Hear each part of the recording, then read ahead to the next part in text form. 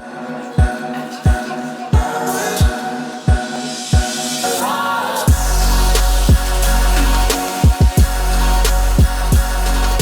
next to me, we got the LG 29U-M67. Now, why do these monitors from LG have weird names?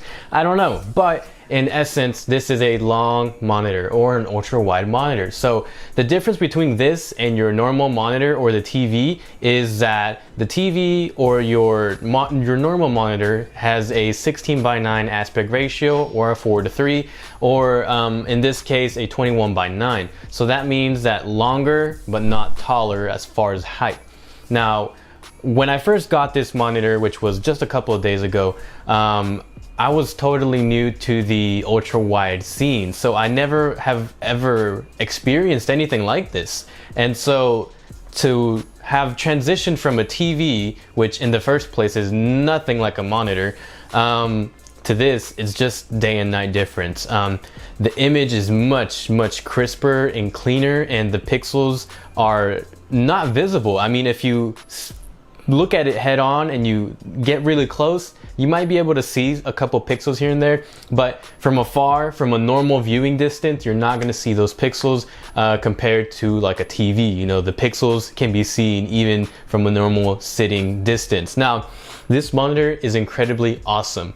I've used it for about 2 or 3 days now, and the only thing I would say is kind of weird that might deter some people is the black bars that you get either on the side or, you know, sometimes on the top. So this happens because most of the content that is out on the web and media is mainly its main focus is to please those who have 16:9 aspect ratios or 4:3, because that is the norm. And so these ultra wide monitors aren't really well supported as of now, but don't get me wrong, you can still stretch the image, but then again, that doesn't really look as good compared to something that is natively 21:9. So you can go on YouTube, if you decide to pick this up, you can go on YouTube and you can type in 21:9 aspect ratio video, and it looks great. I mean, the black bars on the side are gone, there's no black bars at all, and it's very immersive. Since it's so long, it's almost like a curved monitor type immersion,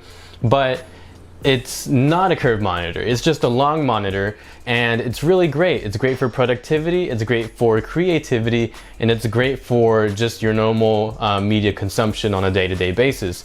Let's talk about media consumption again. So a lot of your YouTube videos will have those black bars on the side, but that shouldn't really be a major issue if you're really looking forward to using this for gaming, productivity, and other stuff around that nature. So as far as productivity wise, I edit videos every single day, and I open Photoshop, and I edit vectors and stuff in Adobe Illustrator. So all that stuff is really easy to do with this monitor. So you get more real estate lengthwise, not height-wise, but lengthwise, and it's not that bad. It's not that bad. At first I thought, well, what's the point of having so much real estate, but it's, you know, lengthwise? After having used this, I can't go back. I can't go back to my TV. I can't go back to even a monitor. This is what my standards are at right now, because the workflow is much easier. So if you hop into Sony Vegas, the timeline is so long, and shut up, it's so long, so long, and it's incredible because it's easy to cut through the clips. It's easy to edit. You have more space to edit, and you also have more space to work. So I'm also a student, and so, you know, you have to write a bunch of papers, you got to research, you got to do all that stuff. And if you watched my videos in the past, and if you're new to the channel, thank you for watching the video. But if you're new to the channel, this is what used to be my setup. So essentially, it used to be a TV and a tiny monitor on the side, just so I could have that dual monitor type of productivity. This is that for me, at least in my perspective and in my use. It feels the same, if not better. So I can have on the left side Google open and a bunch of tabs, and on the right side I can have my Word document where I can be typing away and doing both at the same time without having to have that big TV, you know, side by side with that little monitor. So productivity is great. Gaming is also great. I've played Minecraft, a couple of CODs here and there, some zombie games, and let's see, I think Assassin's Creed. And all those games were supported by the monitor. Now, I think Call of Duty Modern Warfare 2, such an old game, great game, is not supported, but it still doesn't look that bad. It's stretched, but it's not that bad. So it's bearable to watch and to play. So as far as games, this monitor is awesome. It offers FreeSync, so the frames are, you know, being what they're supposed to be, frames. And it also supports a couple different gaming modes, so it adjusts the image quality on the monitor to the specifications that you want it to. And so this monitor is incredibly great. Now, a couple of gripes that I have would be the stand.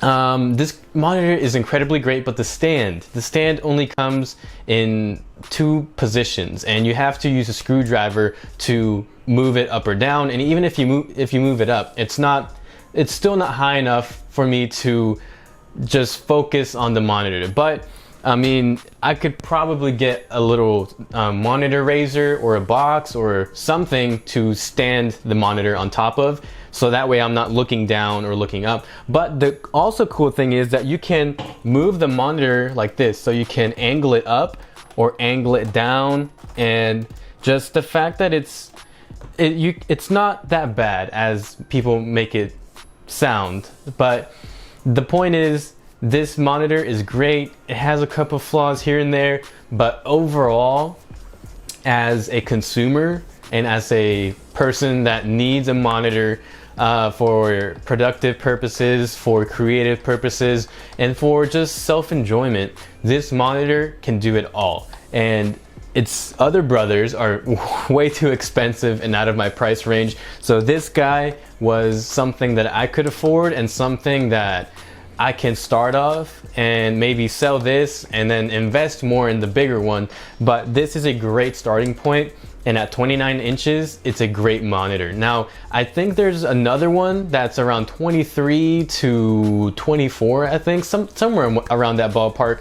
It's smaller than this. I would not recommend you get that, even though it's cheaper, because this to me is kind of small as it is. But the reason it feels small is because, again, the height is not so tall, so it doesn't really feel like a big monitor. But lengthwise, it's a huge lengthwise, it's a huge monitor. So that is the specifics. Hopefully you guys enjoyed this video and you guys learned a couple of things. Hopefully you guys have the opportunity to try this out somewhere, either at your local electronics store, or you have a buddy that has one of these. Go check it out, go look at it, see if it's something that you're interested in.